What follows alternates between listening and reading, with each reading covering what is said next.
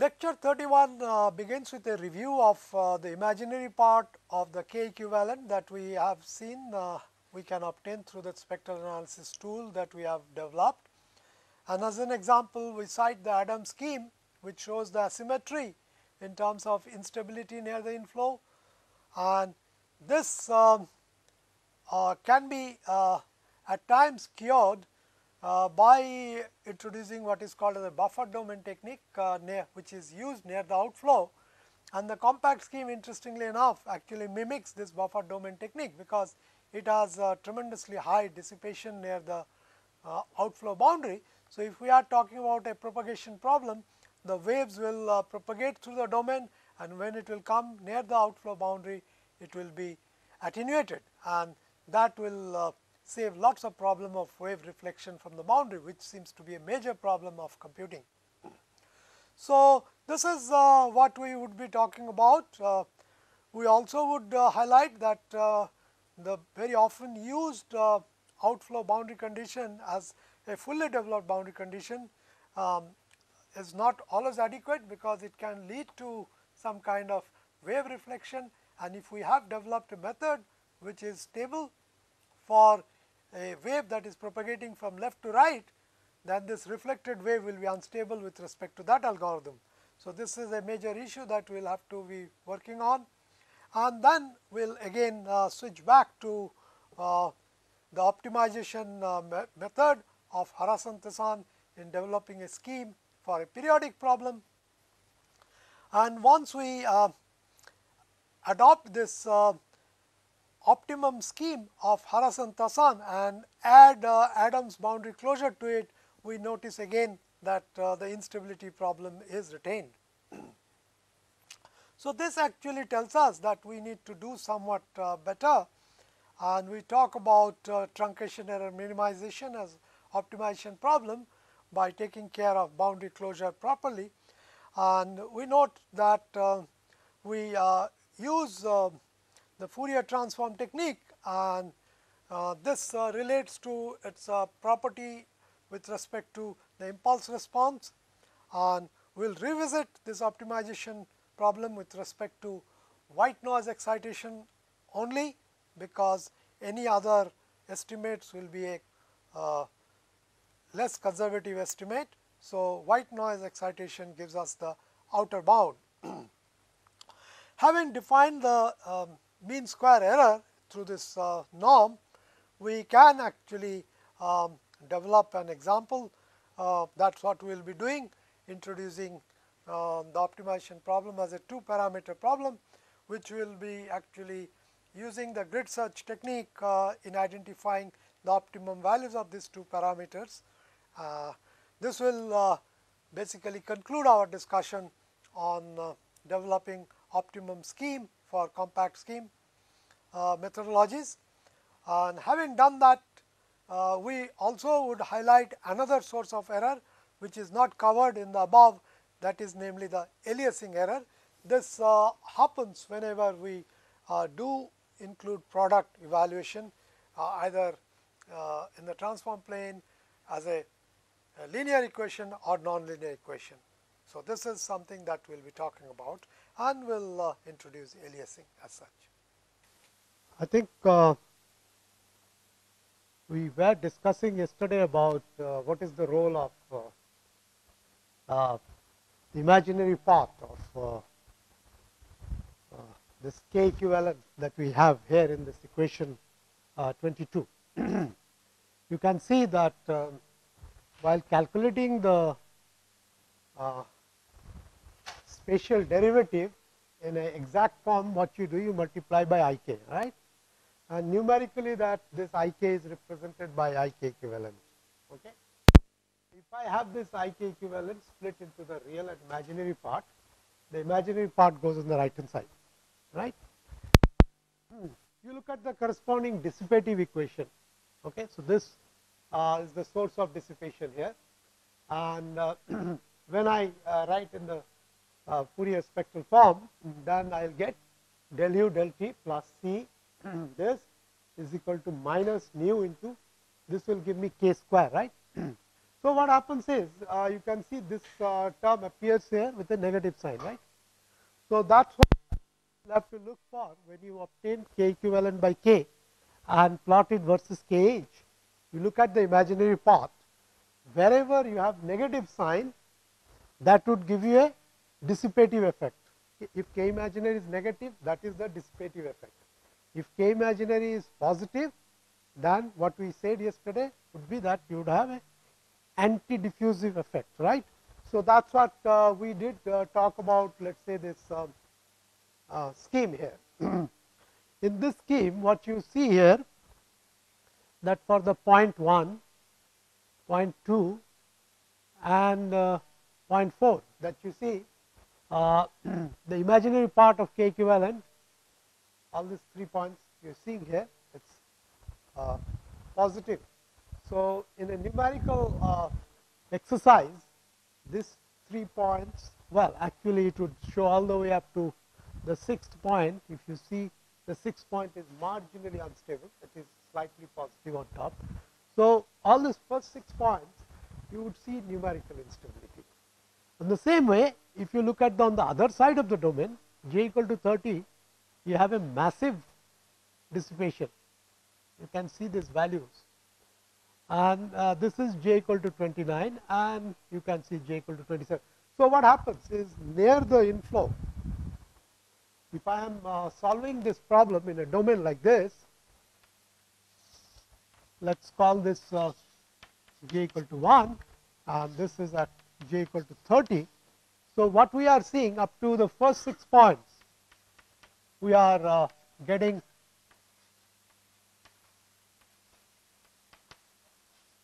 numerical instability.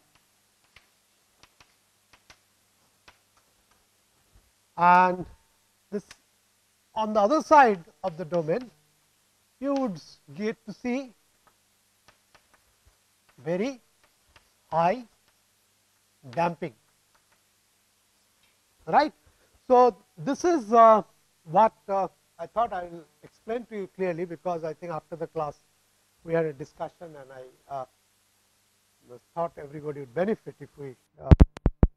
So, you can see the role of the imaginary path, that is very interesting, and this sort of portrait was obtained only when we could basically do a full domain analysis. If I do a local analysis, I would not be able to do it. In fact, all the way up to 2003, many people have come out with local analysis, and none of them could actually get a portrait of this kind, and this was shown in 2003 for the first time with that matrix stability analysis that we talked about in last couple of lectures.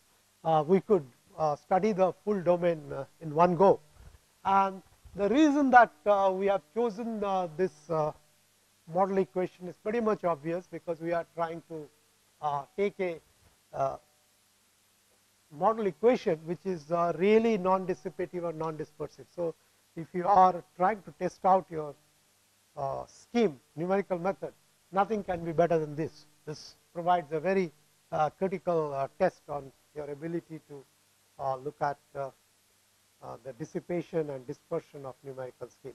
Okay. So, I suppose this is what we did talk about.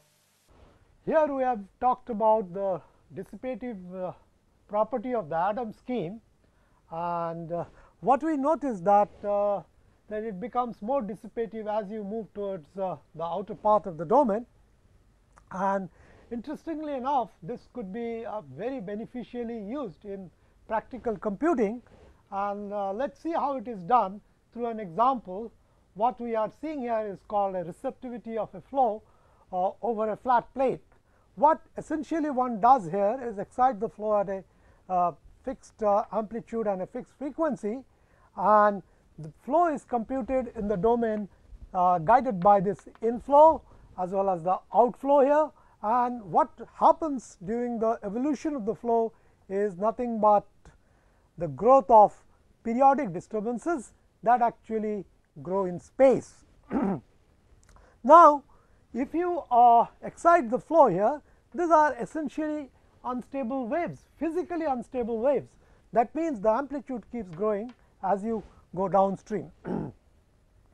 And if you are talking about computing such a flow, of course, one cannot take an infinite domain, because eventually this instability will lead this laminar flow into a turbulent state, and even there we would not be able to know what the precisely the condition would be at the end of the domain, what we have called here as the outflow. What we notice that this practicality of computing, which leads to truncating the domain to a finite size, forces us to consider the inflow and outflow. Inflow, the conditions are unambiguous, but at the outflow we do not know a priori what the solution would be. And this is a rather interesting aspect of computing as compared to theoretical aspect of solving a problem, because in theoretical problem we always consider the flow in an infinite domain, and we expect the disturbances to decay far away from it. And in contrast, in computing we are always forced to take a finite domain, and as I mentioned, outflow is a major issue. Now, because this disturbance is growing downstream, if we abruptly end the domain here and try to forcibly give some condition at the outflow, that can lead to either a spurious reflection of this wave or an attenuation of this wave. If we could attenuate this wave, that would be perfectly fine. Then we could disregard a part of the flow where it has rapidly attenuated and retain the rest of the flow, and that is precisely what one would like to do in an ideal situation. Now, if you look at various packages available, what one does usually is called as a fully developed condition, and in this fully developed condition what we do is we take the physical variable and we enforce its streamwise derivative equal to 0. Unfortunately, this does not tackle a problem where we are talking about this kind of wavy nature. That is where we need to adopt what is called as Sommerfeld boundary condition. If the wave is reflected back, then you can see what will happen now. If you look at your previous portrait here, what we told here that these are dissipative points, right, j equal to 30 and 29, but this is dissipative with respect to a signal that is propagating in the downstream direction. Now, suppose I get a reflected wave, what will happen? It will be it will have numerical instability. So, you can understand that in actual real life computation, it is so much important for you to appreciate the role of the numerical methods vis-a-vis what you are actually computing. Suppose you are solving laminar flow or say fully developed turbulent flow, it is not so difficult. Okay. When you try to study subtle physical flow, subtle physical effects like how disturbances grow and give you an unstable scenario, physically these are physical instabilities, right. These are not numerical instabilities that we are talking about. We are talking about capturing physical instabilities. Those are crucial tests, and if you do that, and if you are not very sure what you are going to do with this, you are going to get into serious problem. Actually, you will not be able to do anything. Now, what do you do? What people do, and people have found out that you can create a layer of the flow field, introduce a buffer domain.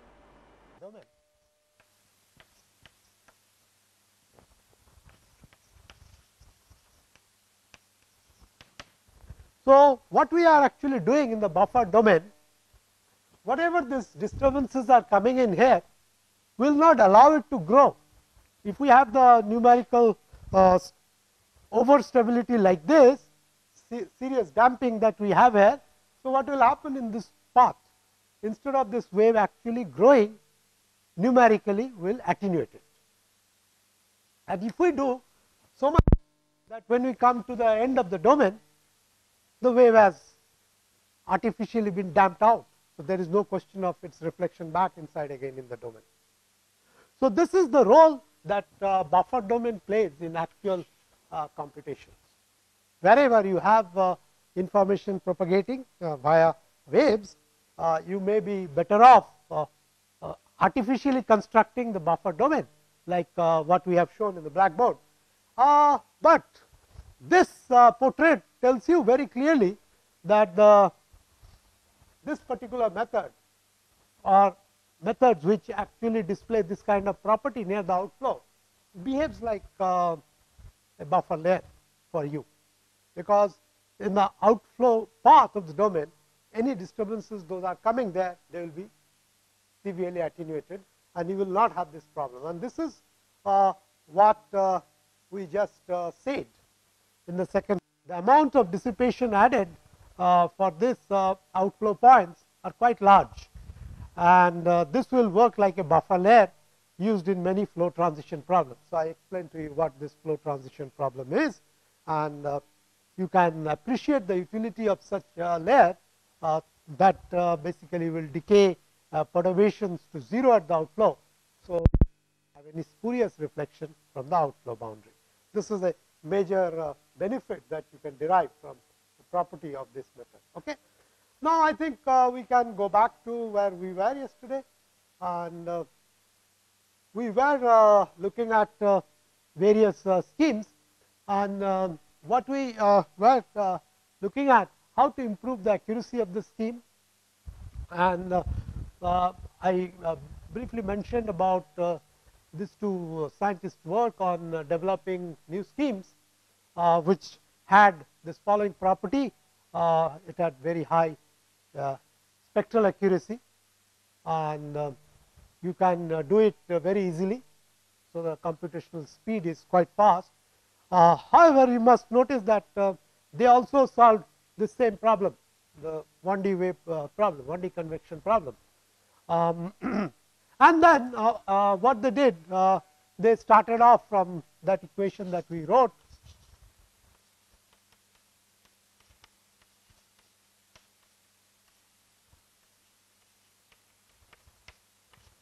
This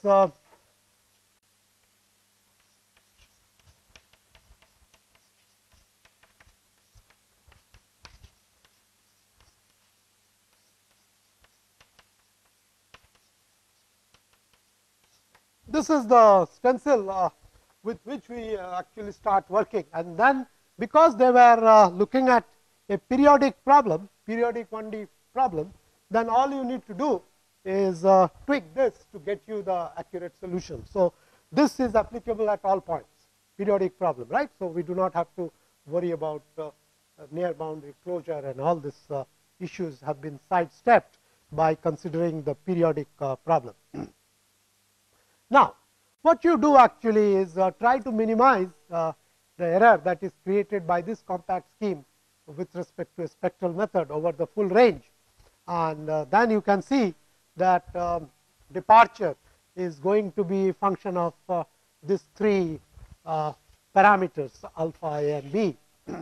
And we have already noted that what we need to do is we need to ensure this consistency condition to be satisfied exactly. So, this is what we wanted. So, essentially then this objective function that you are setting up as the departure of the compact scheme from the spectral method, there you have to satisfy this equation, and from that objective function you can derive two more equations to solve these three unknowns, right. And they did that, and they found that these values of alpha, a, and b are this given by equation this relation 34, and you can see that this is what we are anticipating, that you do not have those fancy numbers, rational quotient like I by j kind of thing. What you get is truly real number, and these are very nice spectral property of the scheme, and you can ensure by looking at that this is valid, that 1 plus 2 alpha would be equal to a plus b. Okay. And we noted that this has a much better property than the 6th order scheme. Now, what has happened in this optimization issue? We have only satisfied the equality of u prime, right. So, what is the order of the scheme? Order of the scheme is, well, it is second order scheme. So, even within the compact scheme, earlier we showed that compact schemes are much superior than the explicit scheme. Now, within the family of the compact scheme, what we are noticing here, that if you do a careful optimization, then you are going to get a much better resolution of this second order scheme as compared to the sixth order scheme proposed by Adams, right. So, this was quite interesting, and if we now do one thing, that we try to investigate how this scheme will function. Suppose if I want to solve a non-periodic problem, right. So, if I want to do the non-periodic problem, what I could do, I could borrow those boundary closures that has been given by Adams scheme, and we have already noted they are fourth order accurate schemes. So, as far as that order accuracy is concerned, it is not going to go any inferior, because your basic interior stencil is second order, but you are giving fourth order boundary closure for j equal to 1 and 2 and n minus 1 and n. And then what happens is you get this picture. Now, this may look slightly better than the Adams scheme, but it's still, you can notice for j equal to 1, j equal to 2, and all the way up to j equal to 6, you are going to numerical instability, because the imaginary part is positive for this first 6 points. So, what happens is Harasan-Tassan scheme was an eye opener, in a sense that it does open up possibilities of developing schemes with very high resolution. Why do we say high resolution? Now, you see Adams scheme, we had k equivalent by k, the real path was close to 1 up to 1.5, and after that it started falling off. But you notice here, for the interior stencils, the middle of the domain, if you leave out the boundary points, then it remains flat all the way up to about 2.2, 2.3.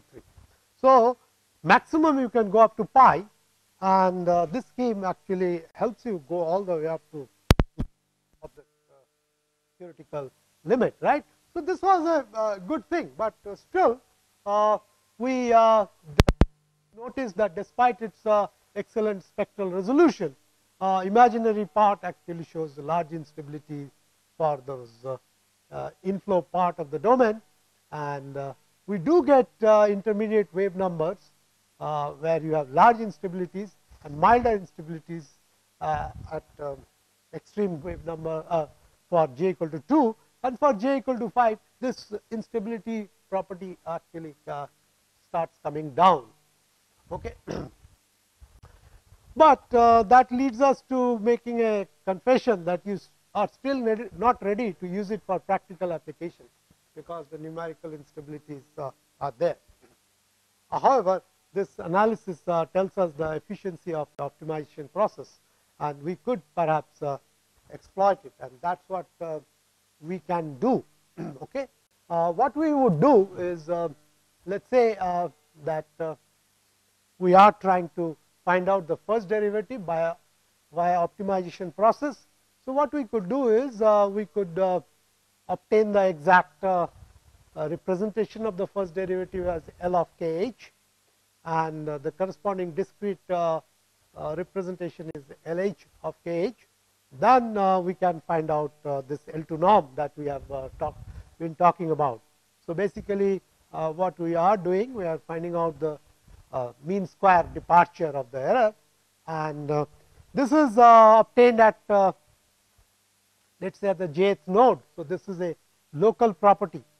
So, what we could do is we could sum such departure across all the nodes in a domain, and we can construct a global objective function, which is sum of all this, and this is what it would look like. Okay.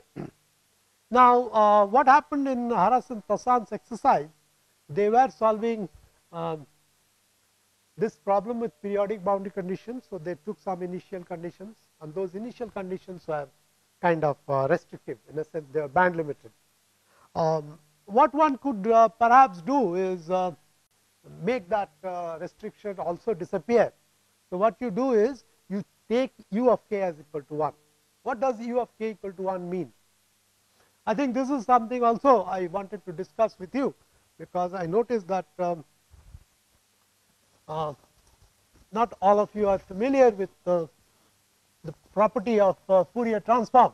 So, if I just briefly state that if I have a function here,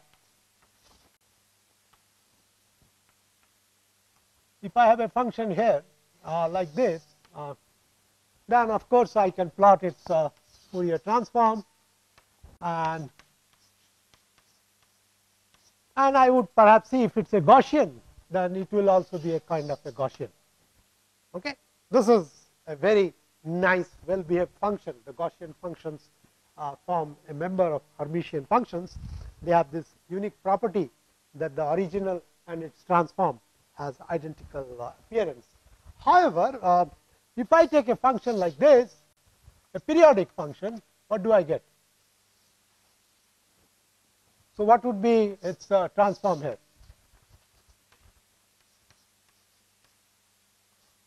Its transform would be given by the wave number, right? And what it would be? It would be a delta function.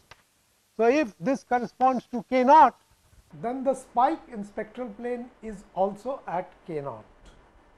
okay, that if in the physical plane the function is all pervading, it goes from minus infinity to plus infinity, in the k plane it is very localized, it is present only in one point. Now, if I look at the other extreme, that in the physical space I have a delta function, right.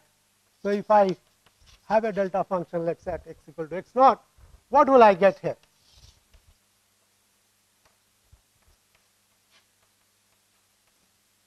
You will get what is called as a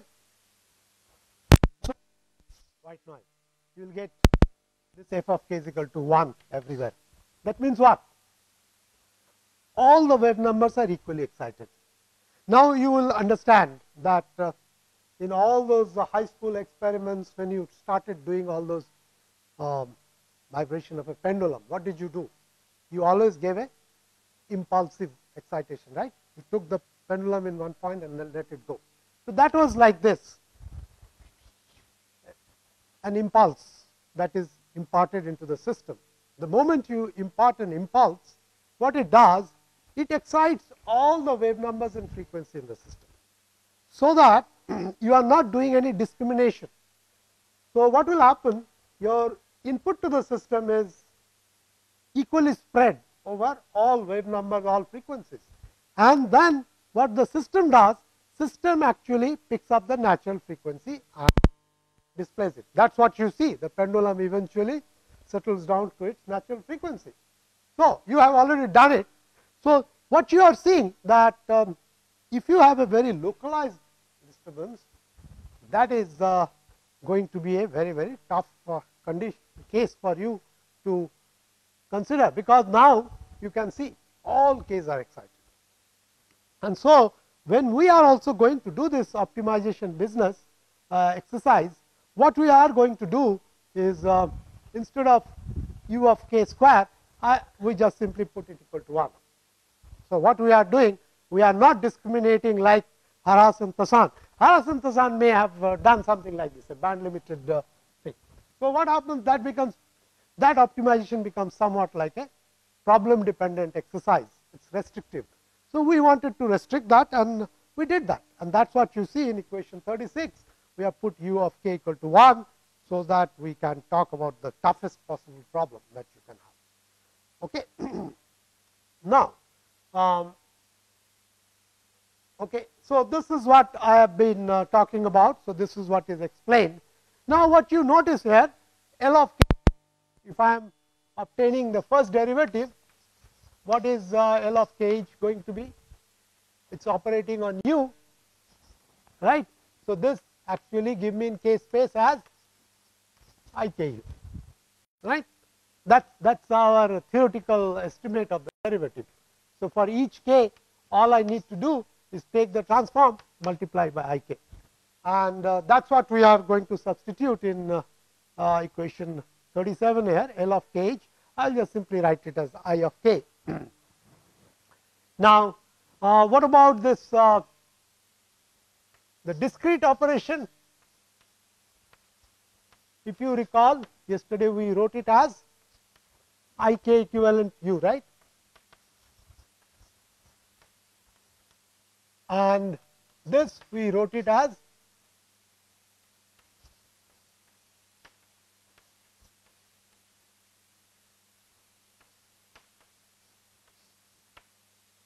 that is your I k equivalent, and then you multiply it. And this itself P L j we wrote it as the real part, the imaginary part, like this. Okay. So, that is this part times E of k.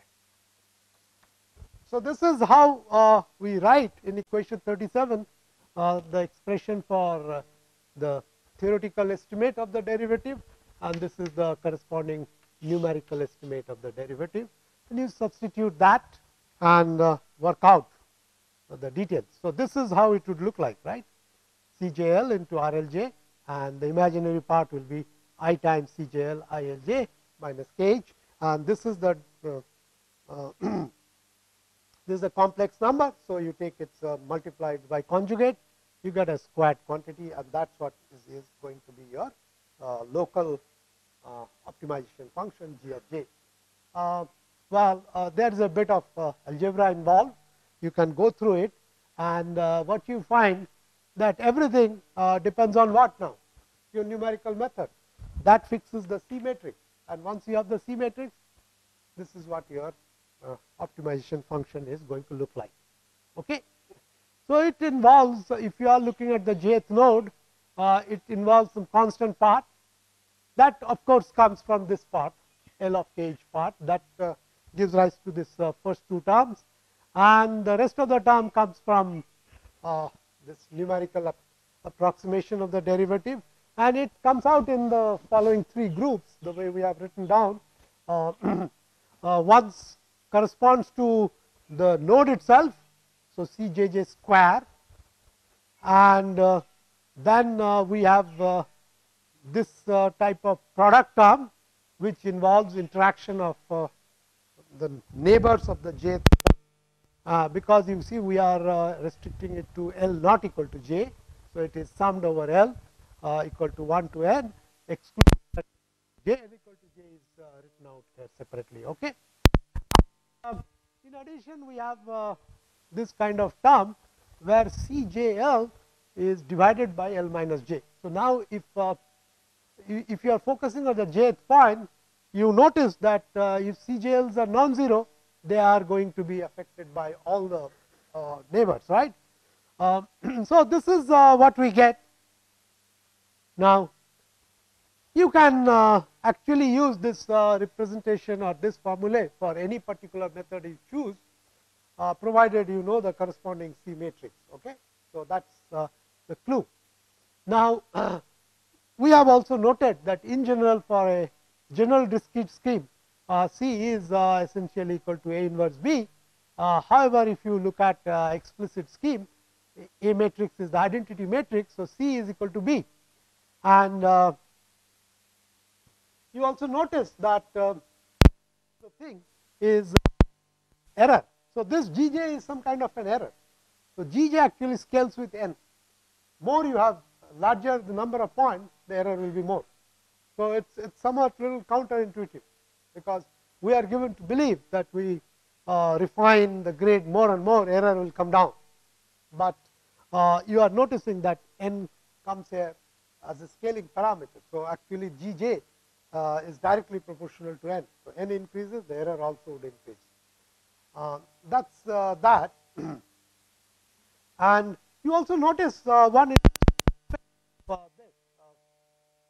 that this is a square term, right. So, this you cannot minimize, you know, you cannot choose any particular Cjj for which your Gj can be reduced, except the condition that you choose the Cjj itself as 0, right. So, if Cjj's are 0, if I construct the C matrix and if I maneuver to get Cjj equal to 0, then that would be a good thing to happen, because that will minimize Gj.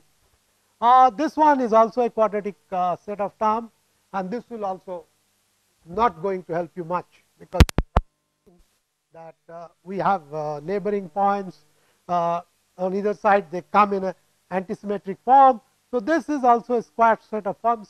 So, this will not be able to get you any way by which you can minimize G of j. The only thing that will allow you to minimize Gj is this term, okay. This second term, that would be what you can actually do. Okay, so that's the nature of the term that you are seeing, okay. And you can also very clearly now see that the way this neighbors of jth point contribute, the next point would be j plus 1. So, L minus j would be, so that quantity would be what, depending on L minus j is plus 1 or minus 1, you are going to get a minus 1 sign. So, the next points on either side of the jth node, they actually reduce, and the very next point again you are going to see that this will become positive.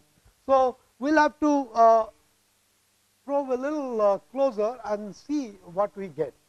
Okay. The first and foremost is you can see that if this quantity is going to be minimized, it would be in our interest to keep the scheme as compact as possible, because more number of Cj's are involved, Cjls are involved, they can give you a constructive as well as destructive interference. So, we do not want it. So, in a better way it should be that that the immediate neighboring points produce the maximum effect, because it is divided by L minus j, right. So, if I look at the second point, it will be half L minus j equal to 1 is the, it is going to give you the most contribution, L minus j equal to 2, it will reduce the contribution of Cj, and so on and so forth. So, that is what we note here, that this should keep our scheme as compact as possible, because then we would be able to minimize that. So, if you now look at those set of terms, look at the contribution coming from L equal to j plus 1 and j minus 1, that is this contribution given here, 4 times CLL minus 1 minus CLL plus 1. So, thus to minimize Gj, we must have this point to the right should be positive, and the point to the right should be much greater than point to the left, or the point to the left must itself be negative. Okay. So, what happens is to not compact scheme, but the explicit scheme, C itself is B matrix, right. So, the B matrix are chosen by us. So, we can see what happens. And you notice that inspecting the B matrix itself, we can talk about least error schemes, and we have already noted that we want to do something, the diagonal term should be equal to 0, and that is what you get in all central scheme, right. If I look at the jth node, I always put that coefficient equal to 0. So, that is something that will tell you why central schemes are preferred. Central schemes inherently gives you Cjj equal to 0. Whereas, if you now look at say second order central difference scheme, so Cjj is 0, and these are what you get, Cj j plus 1 is plus half, and Cj j minus 1 is minus half, and you can work out that expression, and this is what you are going to get for the second order central scheme. Now, if you look at the corresponding fourth order central difference scheme, you notice that Cjj is once again 0, and then next neighbors are 2/3, and the subsequent neighbors give you a contribution of which is 1 by 12. And you can see now, look at the expression given in 42 and 43, and you can very clearly note that a fourth order scheme is a better scheme than this as a quantitative estimate, because there we are subtracting 3.5, you are subtracting 4.76. So, of course, fourth order scheme is better from this analysis point of view also. Okay. Now, if we now come to optimizing a compact scheme for first derivative, we can actually follow the route which Cayley had taken earlier, and what he did was, of course, tried to obtain a fourth order internal stencil. So, that is the stencil given here in 46 for internal points starting from j equal to 3 to j equal to n minus 2. For j equal to 2 and j equal to n minus 1, we can use that same fourth order scheme we talked about.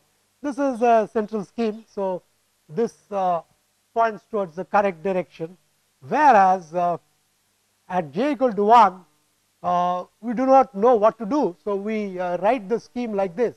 So, for j equal to 1, we say the derivative at the first point is related to derivative at the second point with respect to this coefficient alpha, and on the right hand side in the function value we take 4 points, because our experience in 80s have shown that we could do a upwinding scheme for this j equal to 1 point, and that should be okay. So, basically if I look at this, I could try to get this A, B, C and D here in terms of alpha, and the same way I could get A1 and B1 in terms of alpha 1. Then what happens is my optimization function exercise would be function of alpha and alpha 1. Okay. This is what was attempted there. So, we could do that, as I said, that with the help of the stencil given at the first point and equating the Taylor series coefficients, we can work out this expression for A, B, C, D in terms of alpha like this. Okay. This gives us a third order accuracy, right? Whereas the internal stencil we can work for fourth order accuracy, and we can get A1 and B1 in terms of alpha 1. So, what happens is the global optimization requires basically looking into alpha 1 space, and which we can do it, because now we can estimate Gj at alpha and alpha 1. And one thing you notice though, if I go back here, look at this equation. This equation is written only for 1 point, whereas this equation we have written it for many points. Okay. Now, you look back to what you did in your exam or an elliptic equation. We have seen that one of the attributes that we must try to do is to keep the corresponding linear algebraic equation diagonally dominant. So, what that would do? That gives you some limit on the value of alpha 1, right? What should be that alpha 1 then? It should be less than half. If it is less than half, because you see diagonal term has a coefficient 1, so and the off diagonal terms have give you a contribution of 2 alpha 1. So, 1 plus 2 alpha 1 should be, means 1 minus 2 alpha 1 should be positive. So, alpha 1 has to be less than half, whereas this point is only applied at 1 point, and we do not perhaps need to be that fussy about the diagonal dominance, and it says that alpha should be equal to less than 1, but if we violate also that, marginally it should not cause tremendous problem. Okay, so that's what we make the point here, that alpha 1 should be less than equal to half, so that we get the corresponding A matrix as dominant, and we should be able to use Thomas algorithm without any problem. The same logic requires that alpha should be less than 1, but we can still obtain the C matrix with this condition mildly violated, and this is what we are going to show. What we are going to do is we are going to obtain this value of G that we have shown in the bottom of this slide and plot this G in alpha alpha 1 plane. So that's so basically we are showing you this error that optimization function G global optimization in alpha alpha 1 plane. What you notice is along this groove the function actually goes up. So instead of having a maximum along this line, you get this going to be very, very large. Whereas optimum value somewhere here in the middle. Okay, and this is also the region where your diagonal dominance actually breaks down. So that's estimated here also, that if you calculate, you see the corresponding errors are also going to be very large. Okay. Now, so having obtained this value of alpha and alpha 1, we have for the whole domain with non-periodic boundary conditions. How does it function? Well, you can plot it. You can plot it the real path k equivalent by k real path in the k h or k delta x plane, and you can see various points behave like this. So this is your j equal to 1 point, and these are the other points. You see a slight overshoot here and some bit of degradation here for close to the boundary points here. So those we have shown only half the domain, so I did not show the later half of the domain. So that's what we are seeing, that this is the real path. So we do see that there is some benefit.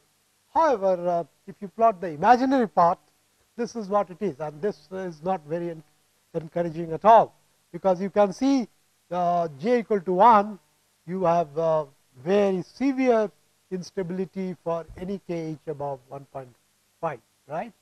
And if j equal to 1 is not also considered important, then you look at j equal to 2, 3, 5, etc. They are also selectively, scale selectively unstable. For j equal to 2, perhaps all wave numbers are unstable. For j equal to 3, you will see that high wave numbers are unstable, and j equal to 5, you see a very interesting thing. There is an intermediate range over which it is unstable. Then that is followed by another intermediate range where it is stable. Again, at very high wave number close to the Nyquist limit, again this is going to be unstable. Okay.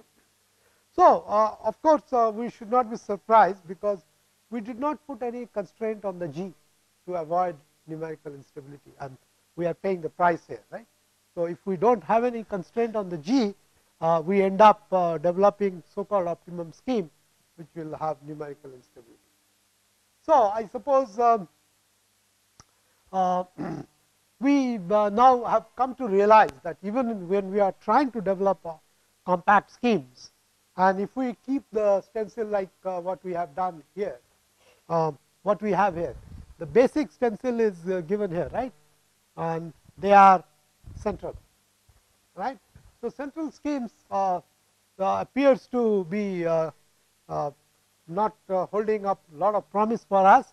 So what we could do is we could look for the alternative, should be able to develop schemes for under the umbrella of compact schemes, right? So what we are going to do is basically try to develop some upwind scheme. However, we need to really talk about another source of error, which we have kind of avoided talking about so far. We don't think we can postpone it any longer, and that source of error is what is called as aliasing errors. Now, this is something I need to spend some time. Now, notice that as compared to this convection equation, if I try to solve it in a grid which is non-uniform. So, basically what we are talking about, that I have a domain like this. Okay. Now, say I know that initially I have structure in such a way that I need to resolve it, and I need to have, let us say, grid like this.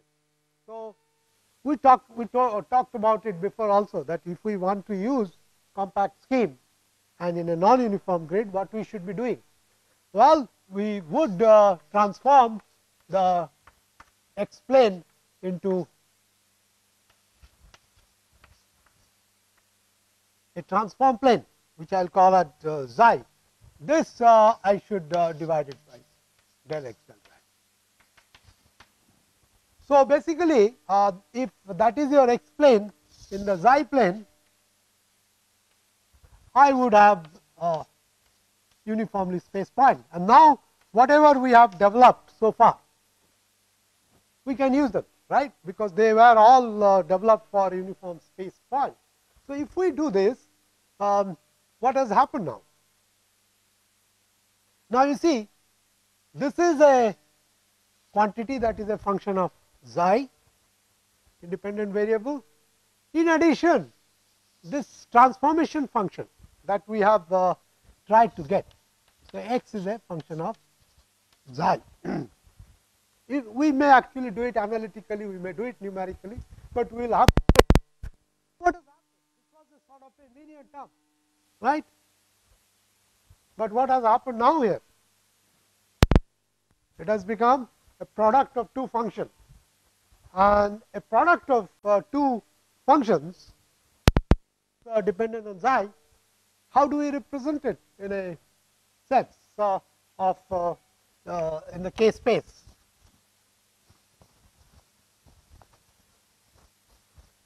This is what we anticipate.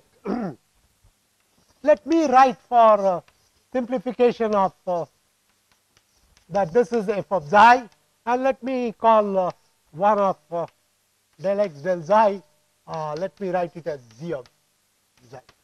Okay. Now, if I am writing this, I could write it as f of k, let us say e to the power I k xi dk, right. That is the definition of Fourier transform. Let us write this as, well, dummy variable, I change it to g k prime and e to the power I k prime xi dk. Now, what we are trying to do there, we are trying to solve an equation of this kind.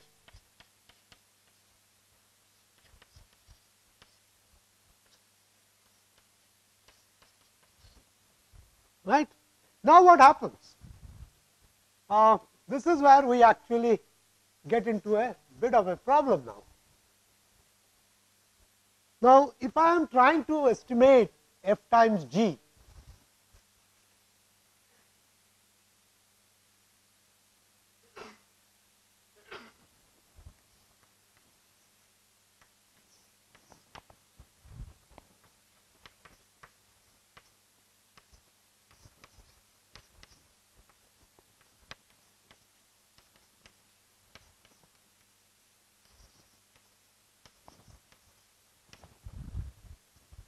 right. So, what we are noticing, that this product, if I may call this as p of xi, I could write that product function p of xi would be some, let me call that as p of k bar.